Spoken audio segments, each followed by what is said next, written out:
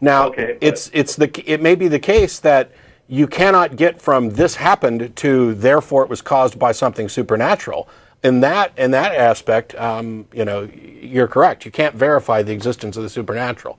What you can do is verify the existence of the prevalence of the phenomena and the reliability of it. And it's been tested. The various claims about prayer and whatnot have been tested scientifically. Oh, sure. Okay. But that just proves that particular prayer, did not elicit that particular result or whatever. That basically, think of if there was a supernatural being, he could, like an omnipotent being, he could make it so that his discovery would be impossible. Sure. But still could interact with the real world. No. See, right there, that's sort of contradictory. It's part of the whole notion of omnipotence is internally contradictory. It contradicts itself. Well, we don't have to go all the way down.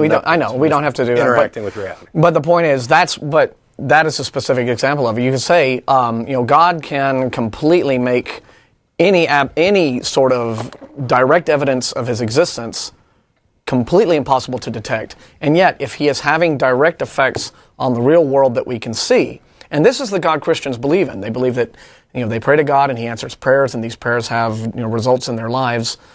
Then that's a lot like saying, well, you can.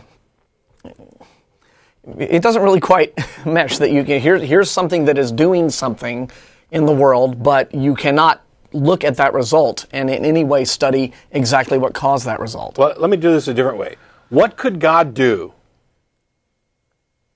that we could not test for? Okay, like let's say while you're sleeping, God puts $1 million in your closet, and then when you wake up, he makes it disappear. And it actually happened. Okay. You can't test for it because he's. How do you know it actually happened? How do you know it actually? When you test for it. No. How do you know it actually happened? Yeah. I mean, how would you have any way of knowing that at all? Well, you wouldn't. That's okay. The whole. Would you have any good justification for believing that it did happen? No. Okay. So. Unless you for some reason wanted to believe that it happened for some That's reason. not a good justification for believing something. Well, why not? Okay. Well, it's not especially rational, that's all. I mean, it's not always a good justification for believing something, but it could be. No, it's never. And what circumstance? Simply desiring something is Only never. Only a Sith deals in absolutes. Sorry? Only a Sith deals in absolutes. Only a what? Sith. Oh, yes, I am the Dark Lord. Are you going to turn into a prank call, or are we going to keep conversing? Nah. Okay. The thing is, I'm sorry to tell you that there are, in fact, absolutes, 3 logical ones, but I'm not going into the tag thing right now. I asked if you had any justification for believing it, and you admitted, rightly, that you don't. And then you said that unless you wanted to believe it. Well, okay, there are all kinds of things that somebody may want to believe. I couldn't give a rat's ass. What I care about is what is true and what is demonstrably true.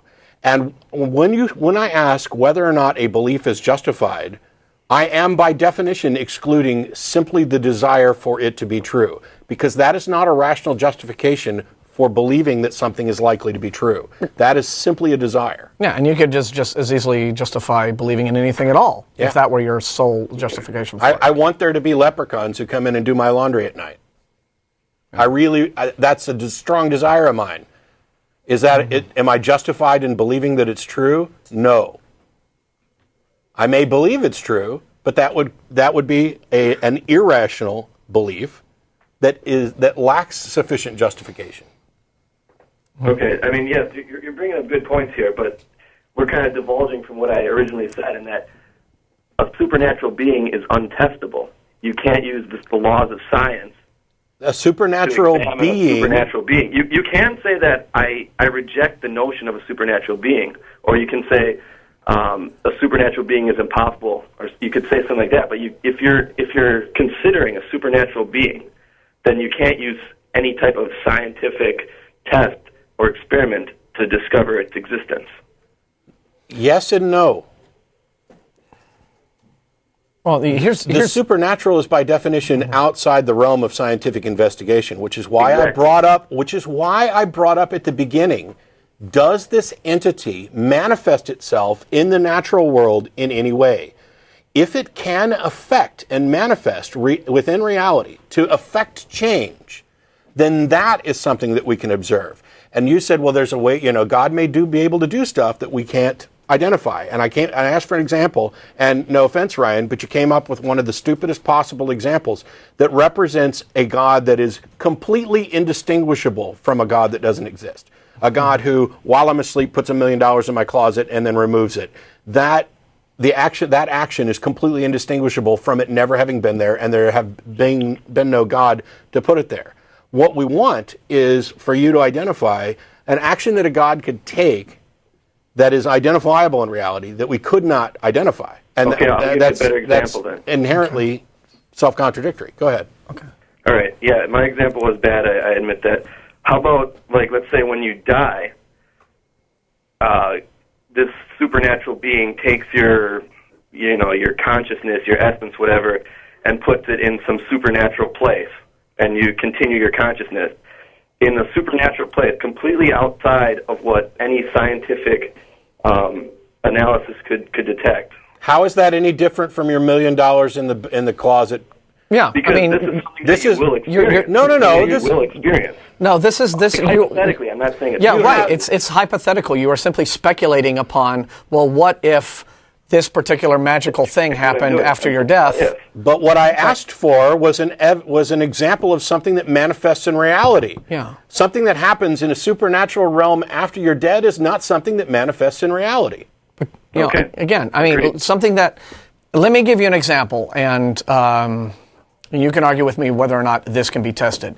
It is the belief of theists around the world that this universe that we're in exists because of divine fiat. A God, a supernatural being, willed it into existence. So you have all of natural reality existing at all because a supernatural being wanted it to and made it happen. So that is, when Dawkins says, this is why God claims should be tested, just like any other scientific claim, this is what he means. It is the claim of theists that everything exists, anything exists at all, because of the will of God, a supernatural being, because of the actions of God, a supernatural being. Okay, well, so you're sort of supporting my point even more, because I'm saying... But the only examples you're coming up... You can reject that on hand, but you can't use science to prove that. No. Okay, this is something... This is something completely different. No. Now you're saying you can't disprove God with science. You know what? You're absolutely correct, and nobody gives a damn, because that's not where the burden of proof is. What Dawkins is saying, and Martin was absolutely correct to make sure that he phrased it this way, was that science can investigate God claims.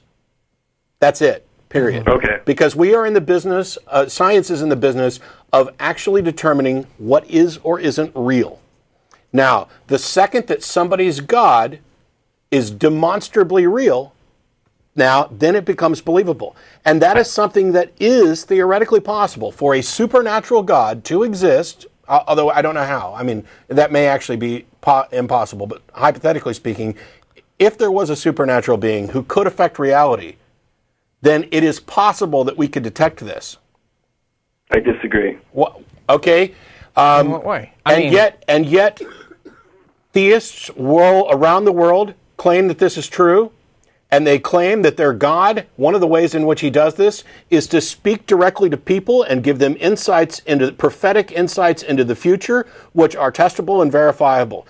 If it doesn't matter whether it's a God, aliens, a transmission from somewhere else, if the source is unknown, but it's feeding me information and I can consistently pick winning lottery numbers, then we have a demonstrable phenomenon that has been demonstrated to scientific certainty. We may not be able to identify the source. Exactly, that's the point. You may not be able to identify the source, therefore you cannot say it's a supernatural source, so there can never be I don't care, Ryan!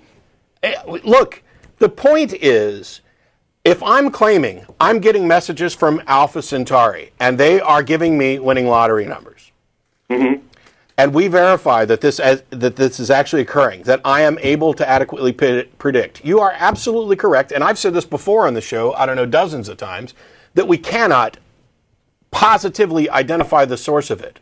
But what we can say is that my claim has been demonstrated and is justified.